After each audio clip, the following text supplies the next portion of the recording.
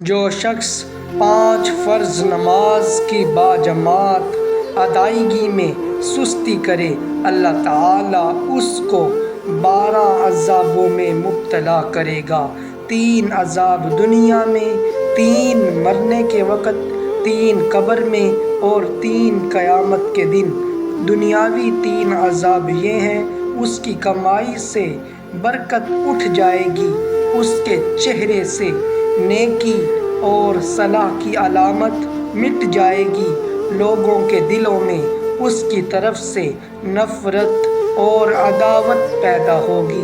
مرنے کے وقت 3 عذاب یہ ہیں: جان نکلتے وقت بھوکا ہوگا، پیاسا ہوگا، جان نکلنے میں سخت تکلیف ہوگی۔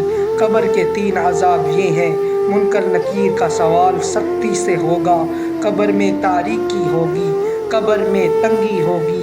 قیامت کے 3 عذاب یہ ہیں: بروقت حساب پر سختی کی جائے گی، خدا کا نہایت غضب ہوگا، عذاب جہنم شدت سے ہوگا۔